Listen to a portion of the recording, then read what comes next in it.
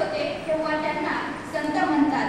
भारताच्या मध्ययुगीन वातावरणात असे संत सर्वच प्रदेशात निर्माण झालेले दिसतात. या संतांनी पारंपरिक वैदिक धर्म सोपा करून भक्तीच्या माध्यमातून तो सर्वसामान्य लोकांपर्यंत पोहोचवला. प्रपंचाशी अविरोध हे संतांचे पहिले वैशिष्ट्य, तर कर्मकांडांचा विरोध, प्रसंगी जातक कर्मांचा निषेध हे संतांचे दुसरे वैशिष्ट्य. संतांनी सदाचाराचा आग्रह धरला व सामाजिक समरसता पेरली. विषयाच्या अंतरंगाला स्पर्श करीत असताना समरसता म्हणजे काय याची व्याख्या मला या ठिकाणी अशी करावीशी वाटते. समता, ममता, क्रियाशील स्वीकार. समता, ममता, क्रियाशील स्वीकार म्हणजे समरसता. समरसता हा संतांचा स्थायी भाव आहे. सुट्टीच्या दिवशी बाजारात भाजी आणण्यासाठी गेले होते तेव्हा तेथे एक दृश्य पाहण्यात आले की काही किरकोळ कारणांवरून सुरू झालेला वाद हा धर्मापर्यंत येऊन पोहोचला आहे.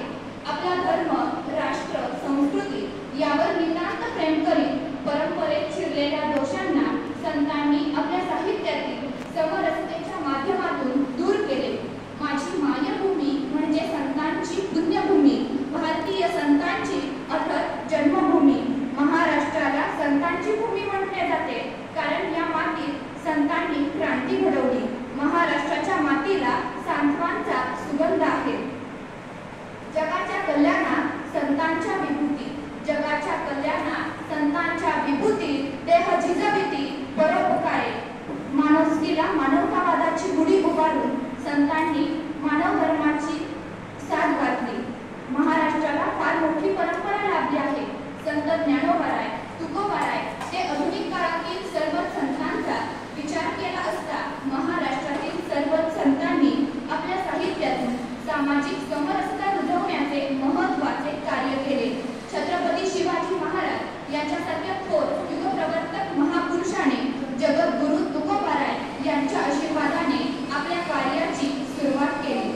एका सशक्त समाज उभारणीसाठी सद्विचारांची म्हणजेच चांगल्या विचारांची पायाभरणी ही अत्यंत आवश्यक असते आणि हे सद्विचार आपल्याला संत साहित्यात पहावयास मिळतात. आपणास माहीत असलेल्या संतांनी त्यांच्या साहित्यातून त्यांच्या लिखाणाद्वारे आपल्याला सुखाचा मंत्र सांगितला, आनंदाच्या, सुखाच्या, समाधानाच्या व्याख्या सांगितल्या, शाश्वत सुखाचा राजमार्ग सांगितला. शब्दांतीत शब्दात वर्णन न करता येण्यासारख्या परमानंदाला, परमतत्वाला तुम्हा आम्हा सारख्यांसाठी शब्दबंद केले. आनंद शोधण्याच्या प्रत्येकाच्या वाटा जरी वेगवेगळ्या असल्या तरी सगळ्यात शेवटी आपण एकाच वळणावरती येऊन विसावतो. नैतिक मूल्याच्या जोपासनेतून एक आदर्श पिढी घडत असते आणि ही नीतिमत्ता, मनशांती, खऱ्या आनंदाचा शोध, शाश्वत सुखाचा शोध अशा एक नाही अनेक गोष्टी आपल्याला संत साहित्यात पहावयास मिळतात. संत साहित्य हे एक अशक्त मनासाठी सशक्त विचारांचा प्रभाव आहे. अध्यात्म म्हणजे मनाला शिकवण्याची कला. ही कला संतांना अवगत होती म्हणून ते जितेंद्रिय झाले. त्यांनी इंद्रियांवर विजय मिळवला आणि त्यांनी त्यांची ही कला साहित्यातून आपल्यासाठी ठेवली आहे. संत साहित्य मग ते कोणतेही असो, माऊलींची ज्ञानेश्वरी, श्रीमंत भगवद्गीता, तुकोबारायांचे अभंग, अभंगगाथा, अद्यगुरु शंकराचार्यांची ग्रंथ संपदा, समर्थ रामदासांचा दासबोध, मनाचे श्लोक, संत एकनाथ महाराजांची भारुडे असे अजून कितीतरी अनेक ग्रंथ साहित्य आहेत ज्यामधून मनुष्याला खऱ्या आनंदाचा मार्ग सापडतो. वारकरी संप्रदाय, रामदासी संप्रदाय, दत्त संप्रदाय, नाथ संप्रदाय असे विविध अनेक प्रकारचे संप्रदाय आपल्याला पहावयास मिळतात. संतांनी आपल्या साहित्याच्या कामाच्या माध्यमातून एका स्वतंत्र संस्कृतीला महत्त्व देऊन ही लोकशाही बळकट केली. कोरोना काळात आपण एकमेकांवर असणारे प्रेम पाहिले. हे प्रेम क्षणभंगूर आहे. कोरोना काळात आपल्याला दोन्ही बाजू पाहण्यास मिळाल्या. मला या ठिकाणी सामाजिक, वैचारिक विषयावर भाष्य करावंसं वाटतं.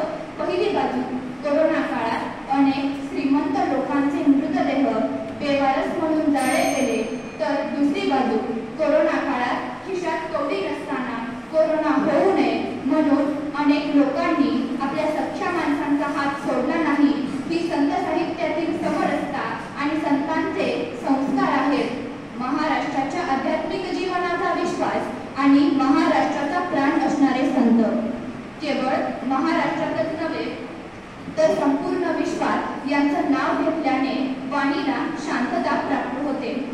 शेवटी मला हे सांगावेसे वाटते, हा महाराष्ट्र कोणाचा?